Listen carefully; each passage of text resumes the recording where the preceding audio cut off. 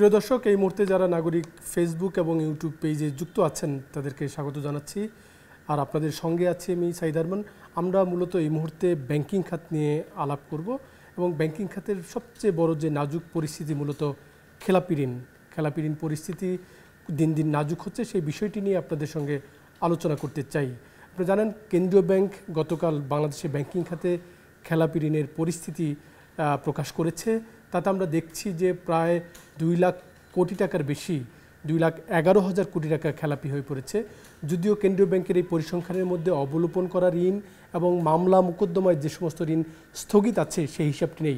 সব মিলিয়ে আশঙ্কা করা হচ্ছে এই সমস্ত বিষয় বিবেচনায় আনলে বাংলাদেশে কিন্তু খেলাপি ঋণ প্রায় 5 লাখ কোটি টাকা ছাড়িয়ে যাবে। তবে এতে আরও একটি সংখ্যার বিষয় কিন্তু আপনাদেরকে আমি জানাতে চাই। এই যে 5 লাখ কোটি টাকা খেলাপি ঋণ বলা হচ্ছে, এই হিসাবেও কিন্তু আমরা একটি জিনিস বাদ রেখেছি, সেটি হলো চট্টগ্রাম ভিত্তিক ব্যবসায়ী প্রতিষ্ঠান যারা ব্যাংকিং খাতে পতনের জন্য দায়ী, তাদের ঋণ প্রায় 2 লাখ কোটি টাকা। সেটি কিন্তু কতটা হিসাবে এসেছে সেই প্রশ্ন কিন্তু সব মহল থেকেই তোলা হচ্ছে।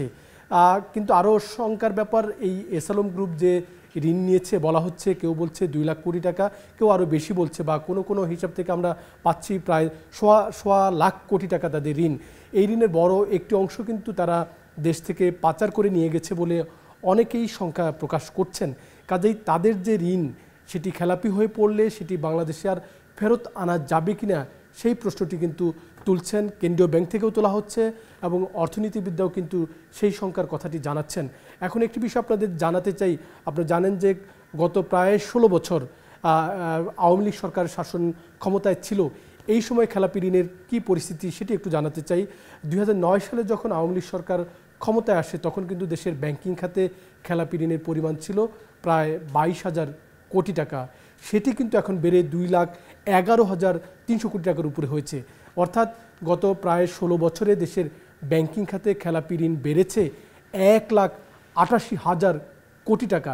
সেটি কিন্তু মূলত ব্যাংকিং খাতকে নাজুক করেছে, ব্যাংকিং খাতে হাবুডুবু পরিস্থিতি তৈরি করেছে। অনেকেই বলছেন যে গত শাসনামলে আসলে আওয়ামী লীগ সরকারের টানা 3 মেয়াদের এই শাসনামল বা 4 মেয়াদের এই শাসনামল মূলত ঋণ গ্রহীতারা, খেলাপিরা এবং সরকার অনেকটা হাতে হাত রেখে চলেছে। সরকার খেলাপিদের নানা রকম নীতি সহায়তা দিয়েছে কেন্দ্রীয় ব্যাংকের মাধ্যমে। ব্যাংক থেকে নামে বেনামে যাতে দুষ্ট লোক, যাদের ব্যবসা নাই, অব্যবসায়ীরা ঋণ নিতে পারে তার জন্য কিন্তু নানা প্রক্রিয়া তৈরি করা হয়েছে।